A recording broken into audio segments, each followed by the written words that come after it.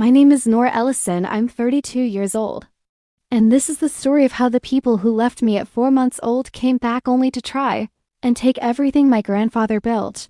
If you enjoy real-life stories like mine, don't forget to hit that subscribe button so you don't miss what happens next. Savannah. Mornings have a way of holding on to the quiet. The air hums with cicadas, sunlight filters through Spanish moss. And for a moment you forget that the world can be cruel. That's what my grandmother, Margaret Ellison, used to say every Sunday morning as she baked her cinnamon bread. "The world might forget its manners, Nora," she'd whisper, brushing flour from her apron, "but we don't forget ours." She was right. Manners, patience, loyalty, those were our family's foundation.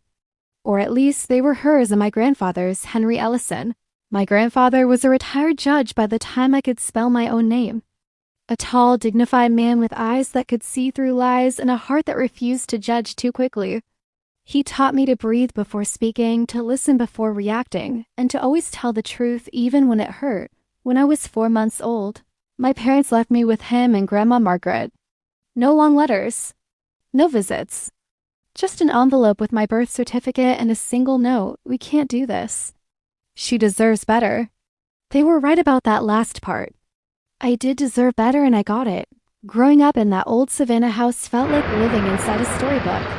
The wooden floors creaked like they had something to say. And the rose garden grandma's pride bloomed. Every spring with colors so bright it felt like the earth forgave itself.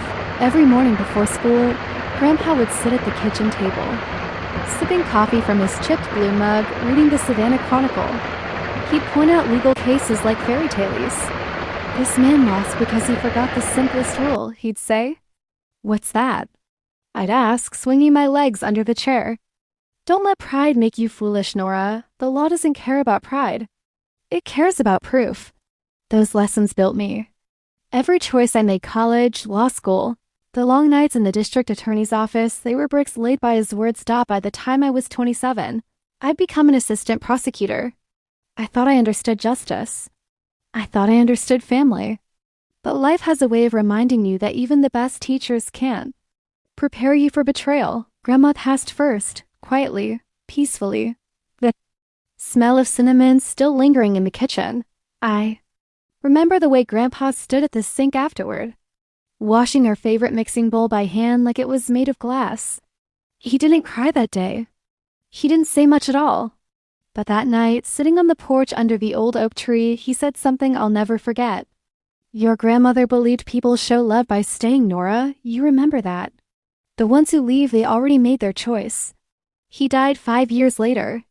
I was the one who found him in his study, his reading glasses still resting on an open volume of case law. There was peace in his face. No struggle, no pain.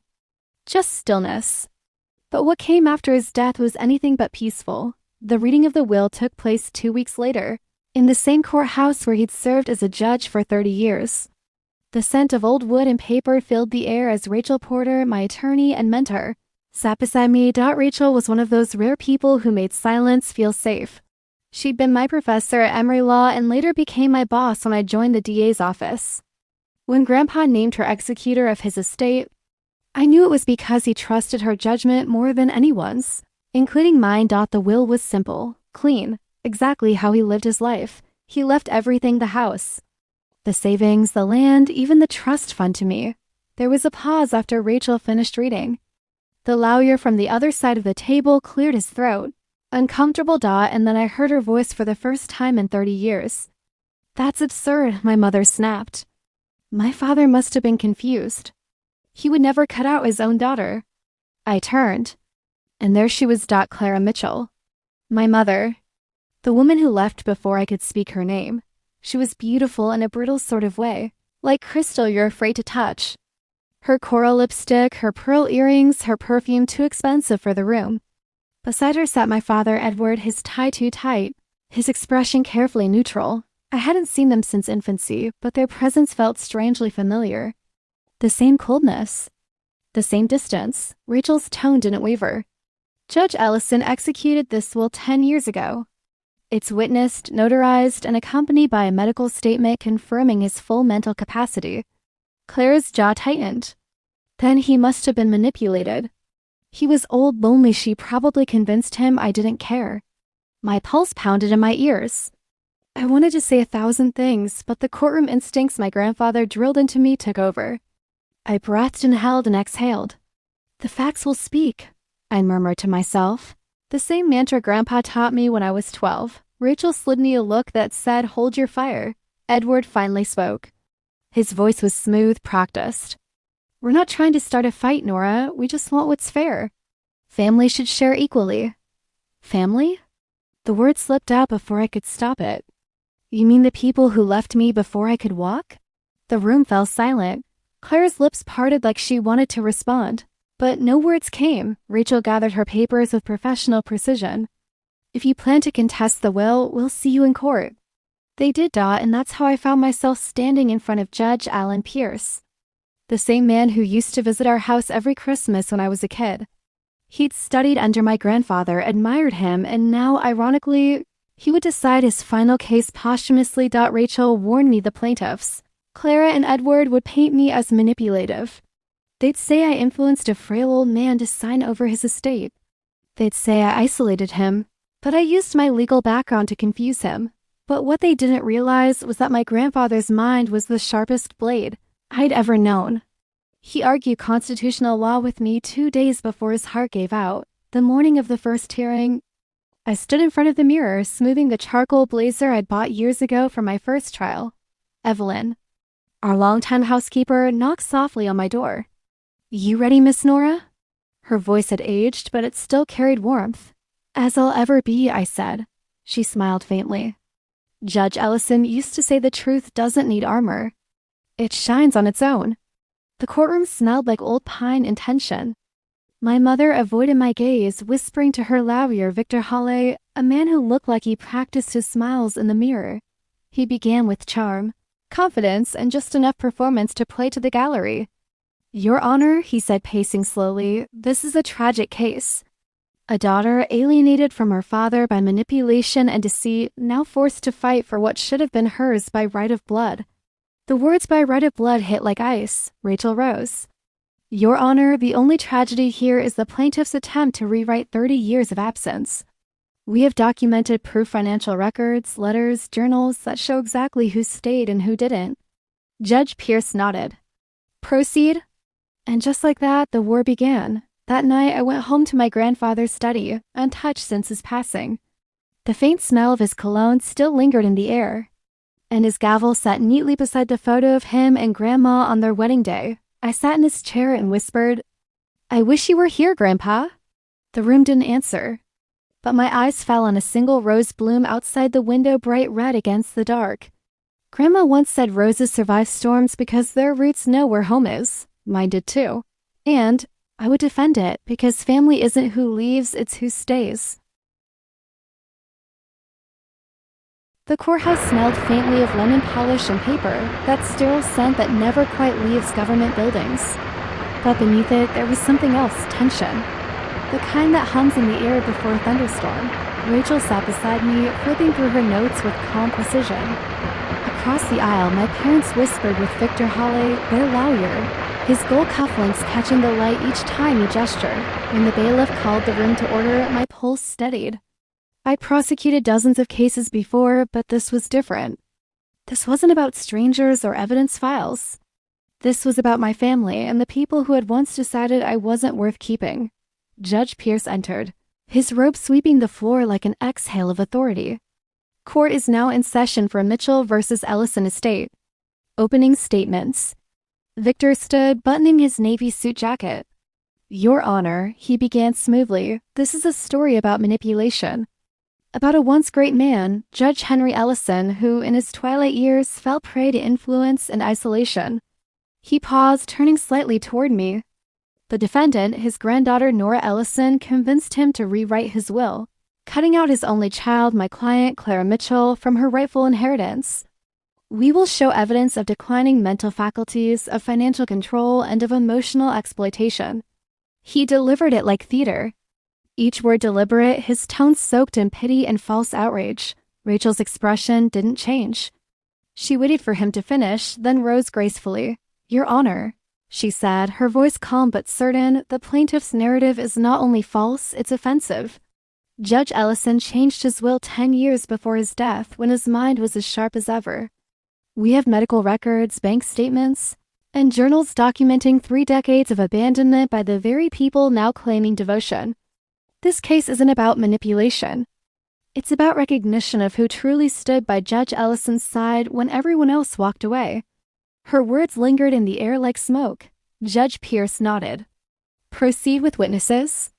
The first to testify was Evelyn Grant, our longtime housekeeper. She looked smaller on the witness stand than she did in our kitchen, but her presence filled the room. Mrs. Grant, Victor began, you worked for the Ellison family for how long? 42 years, she replied, hands folded neatly in her lap. And in your opinion, did Judge Ellison's health decline in his later years? Evelyn hesitated only a moment. His body slowed, yes. But his mind? No, sir. His mind was clear as ever. Victor smiled thinly. You're not a medical professional, are you? No, she said, voice even. But I know when a man remembers to argue about the precise definition of equitable estoppel, he's not confused. A few chuckles rippled through the gallery. Even Judge Pierce hid a smirk behind his notes. When it was Rachel's turn, she approached with the quiet confidence of someone holding the truth. Mrs. Grant, could you tell the court how often Clara and Edward Mitchell visited the Ellison home after Nora's birth? Evelyn's eyes softened. They didn't, ma'am. Not once. Not once? No, but every birthday, Judge and Mrs. Ellison would set a place at the table for Clara anyway. Habit, I suppose. Hope, maybe. Clara shifted uncomfortably in her chair. Rachel continued, and after Mrs. Ellison passed away? Mr. Henry grieved, but he wasn't alone, Evelyn said, looking at me. Miss Nora came home every Sunday without fail. She cooked, she cleaned, she made sure he took his medicine. Every week. 10 years straight. Victor objected, speculative. But Judge Pierce waved him off, overruled, continue. Evelyn glanced toward me. She never left him alone, not once. That's not manipulation, sir. That's love. Next came Dr. Peter Lawson, my grandfather's physician. His gray hair gleamed under the courtroom lights, and his testimony was clean, factual, devastating.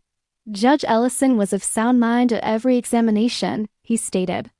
His memory, cognitive function, and judgment were excellent until his death. Rachel presented a signed report, the one confirming Henry's clarity. The same year he'd revised his will. Victor tried to poke holes in it, asking about blood pressure, medications, stress.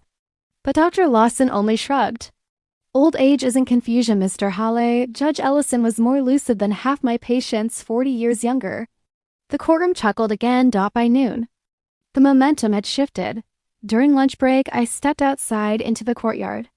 The air was heavy, the roses planted along the walkway in full bloom. Grandpa had always said Savannah roses were stubborn. They'll bloom through heartbreak if they have to. As I stood there, I felt someone watching me. Clara. She approached slowly, arms crossed.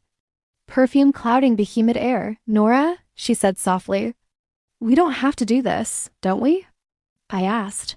She looked me over, studying the woman I'd become like she was trying to fit me into a memory she didn't own. You think I don't regret what happened? I said nothing. I was young, scared. Your grandfather was controlling. Stop.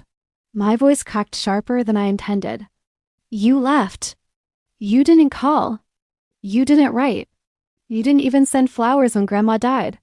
Her eyes glistened, but her expression stayed cold. And yet, here we are. You have everything. The house, the money. And I have nothing but memories. I laughed bitterly. What memories? You weren't there to make any. Before she could respond, Rachel's voice called from behind me. Break's over. As I walked away, Clara said quietly, blood matters more than paperwork, Nora. Don't forget that. I didn't turn around. You forgot it first.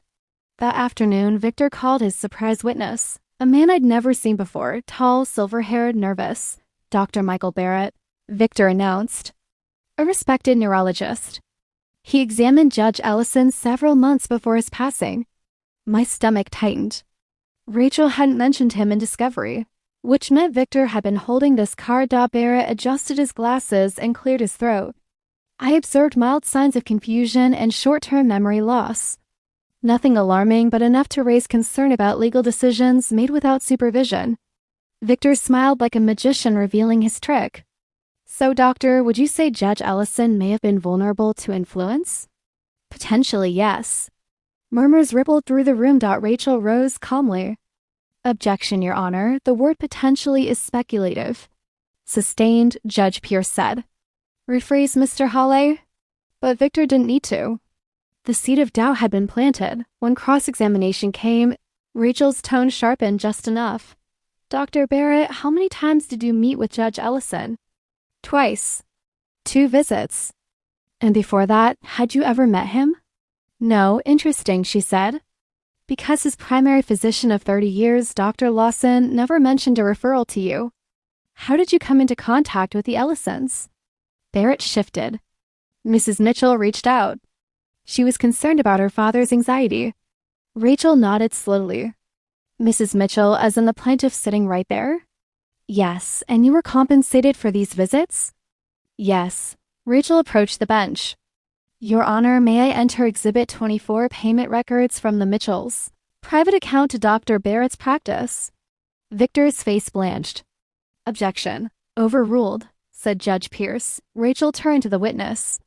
Doctor, your report lists no evidence of dementia or cognitive decline. Correct? Barrett hesitated. Correct, but no further questions. Silence followed. Then faintly, a whisper from the gallery. He was paid off. Victor slammed his folder shut. That night, I couldn't sleep. I sat on the edge of my bed, staring at the moonlit outline of the rose garden through my window. I remembered Grandpa's voice. The truth doesn't need rehearsal. And for the first time since the trial began, I stopped feeling afraid. The next morning, it was my turn. Rachel called me to the stand, and for a moment I couldn't breathe. The weight of the courtroom's eyes pressed against my ribs. She started gently. Nora, can you describe your relationship with your grandparents? I smiled faintly. They were my parents, really. They raised me. Every value I have, every decision I've made, it comes from them. Did you ever pressure your grandfather to change his will? No, he and Grandma made that decision together years before she died. Why do you think they did? Because they believed family isn't about blood, it's about who stays. Rachel nodded. And how often did you visit after you moved out? Every week. I never missed a Sunday dinner.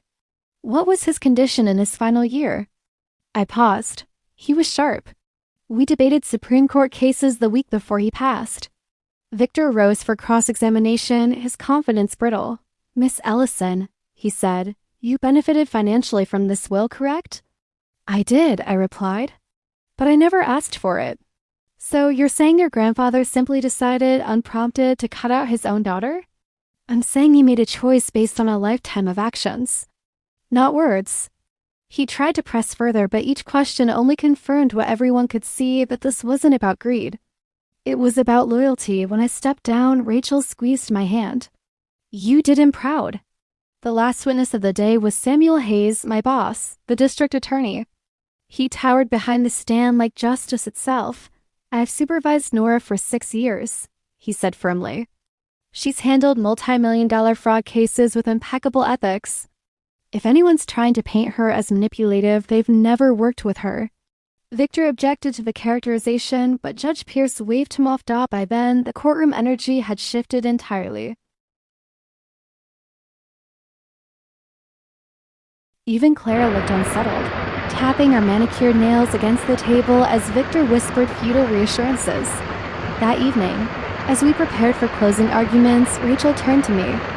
They'll probably approach you to settle, she said. Settle? Drop the case quietly if you agree to pay their legal fees. It's what people do when they know they're losing. Sure enough, an hour later, Victor approached us outside the courtroom. His charm was gone. Nora, he said, Clara and Edward are willing to end this now. You pay their fees, everyone walks away clean. I looked him straight in the eye. My grandfather taught me never to pay for peace built on lies. He sighed. Then we'll see it through. Yes, I said, we will. When I got home that night, I walked straight to my grandfather's desk. The journals he kept for years lined the shelf, their spines worn and faded. One of them, dated just a month before he died, lay open on the blotter. The entry read, "Nora came by again tonight. She brought cinnamon bread. We talked about justice and how truth needs no defense. I only hope she remembers that when I'm gone." My throat tightened. I whispered into the quiet, "I remember. Grandpa, tomorrow would be the final day in court, and I was ready to finish this. Asterisk. The final morning of the trial began with rain, steady, unhurried, like the sky itself was washing away the tension that had settled over Savannah when I stepped into the courthouse. The marble floors gleamed under the fluorescent lights. Every sound echoed, heels, whispers, the soft shuffle of papers. I could feel eyes on me, sympathetic but curious. Family drama makes for good gossip, especially when it involves a judge's fortune and a prosecutor's reputation. Rachel brushed the raindrops from her sleeve and whispered, "Today we close the circle." I nodded, but my heart thudded anyway, across the aisle. My mother sat rigid, her lipstick perfect, her expression composed, but her hands trembled in her lap. My father stared straight ahead, detached, as though pretending this wasn't happening might make it true. When the bailiff announced Judge Pierce, everyone rose. His presence filled the room, calm, deliberate, the way my grandfather used to command silence without raising his voice. "Counsel," he said, "you may proceed with closing arguments." Victor Hawley buttoned his jacket and approached the bench with his usual performative grace. "Your Honor," he began, "this case is not about greed. It's about a daughter's right, a mother's right, to be acknowledged by her own family. My client, Mrs. Clara Mitchell, may have made mistakes, but who among us hasn't? Should a few youthful errors erase a lifetime of love and bloodlust?" He gestured toward my mother, who dabbed at her eyes with a folded handkerchief. "This estate," he continued, "is a legacy built over generations. It should flow naturally, as blood does, from parent to child. We ask this court to recognize that no granddaughter, however well-intentioned, can replace the bond of blood." He paused dramatically. "Family deserves forgiveness, not exclusion." He stepped back, satisfied. Then Rachel rose. "No theatrics. No raised voice. Just presence. Your Honor," she began, "the plaintiffs speak of blood as though it were the currency of love. But this court has seen what their brand of family looks like: 30 years of silence, broken promises, and empty chairs at Sunday dinners." Her words cut through the room like clean air. Judge Ellison didn't change his will because he was confused. He changed it because he finally understood what love looks like, not in words, but in consistency. Every week, Nora Ellison showed up. Every Sunday, she sat at his table. Every moment, she lived the values he taught. She paused, letting the silence breathe. "This isn't about inheritance. It's about honoring a lifetime of choices made in truth, not appearance." Then she held up a single folded letter. "Your Honor, with permission, I'd like to read one final document found in Judge Ellison's desk drawer 2 weeks before his death." Judge Pierce nodded. "Proceed." Rachel unfolded the letter, her voice steady but tender. "My dear Nora, you may one day question why I left things the way I did. But I hope you'll understand this. I did not choose against my daughter. I chose for the person who stayed. Family is not proven by the blood that runs through your veins, but by the hands that hold you when the world falls apart. I raised you to believe that truth stands taller than tradition, and love is measured not in words, but in presence. You are my legacy, Nora. Carry it with integrity." By the time Rachel finished reading, the only sound in the room was the rain against the courthouse windows. Even Victor didn't move. Judge Pierce leaned forward, folding his hands. "I've reviewed the evidence, the testimony, and the documents submitted in this case." He glanced toward Clara and Edward. "The plaintiffs have failed to demonstrate any sign of undue influence or cognitive decline. Judge Henry Ellison's will was executed in full legal and ethical capacity." Then he turned to me. "The court finds in favor of the defendant, Nora Ellison. The will stands as written. Furthermore, the plaintiffs are ordered to pay the defendant's attorney fees as restitution for a frivolous claim." The gavel struck once, sharp. Final. I didn't cheer. I didn't even smile. I just closed my eyes and let the sound sink in like a heartbeat returning to rhythm. Across the room, my father exhaled as though relieved, not that I'd won, but that it was over. My mother, though, stayed rigid. The coral lipstick she always wore cracked at the corner of her mouth, Rachel touched my shoulder lightly. You did it, Nora? No, I whispered. We did. In the hallway, the hum of conversation swirled around us like static. Colleagues, local reporters, even strangers offered quiet congratulations. But all I wanted was air. I stepped outside into the drizzle, the courthouse steps slick beneath my heels. The city smelled like wet stone and magnolia daub behind me. Footsteps approached. Nora. I didn't need to turn to know the voice. Don't, I said softly. Not here. But my mother ignored that, moving closer. You humiliated me in there. I didn't humiliate you, I said. You did that yourself. You think you've won. Money doesn't buy forgiveness. I turned to face her. For the first time, I saw the woman not as a villain, but as someone lost, terrified of becoming irrelevant. I never wanted your forgiveness, I said quietly. Just honesty. But you never had the courage for that. Her lips trembled. Your grandfather brainwashed you. I smiled sadly. He raised me. That's not brainwashing, that's love. For a second, I thought she might say something softer. Something human. But she just shook her head and walked away, her heels clicking like punctuation marks on an unfinished sentence. I let her go. That evening, I drove home to the Ellison house. The storm had passed and the garden glistened under a faint sunset. Raindrops clung to the rose petals like glass beads inside. The air still carried the faint scent of cinnamon, a ghost of Grandma. Margaret's presence on the dining table sat the same journal I'd found earlier that week. I opened to a random page. Roses survive the storm because their roots run deep. So do people who remember where they come from? I closed the book and smiled. In the kitchen, I pulled out the old mixing bowl, the one Grandma used every Sunday. Flour, sugar, cinnamon, yeast. The recipe was second nature now. As the dough rose, the house filled with the scent of my childhood. Of safety, of staying. A month later, I stood at Magnolia Cemetery. Between two graves marked Henry Ellison and Margaret Boyd Ellison. I placed a fresh bouquet of red roses between them and whispered, It's over. The wind stirred the Spanish moss overhead, and for a fleeting second, I swore I could hear Grandpa's voice in the rustle, low, patient, proud. You kept your promise. Nora, I smiled. Yeah, I did. Then I added softly, and I'm still keeping it. 6 months passed. The headlines faded. The gossip quieted. Life found its rhythm again. My office door now bore a new plaque. Nora Ellison, Assistant District Attorney, Lead, Ethics Division. Every time I walked into that office, I thought of Henry Ellison, the man who taught me that integrity isn't situational. One afternoon, a young intern named Ben knocked on my door. Miss Ellison? There's a case file here, inheritance dispute. Daughter suing her mother. It's messy. I looked at the folder for a long moment before replying, then let's handle it with truth. Ben grinned. That's kind of your thing, isn't it? I smiled faintly. It should be everyone's. That evening, I hosted Sunday dinner, the first one since the trial ended. Rachel came, along with Evelyn and a few colleagues.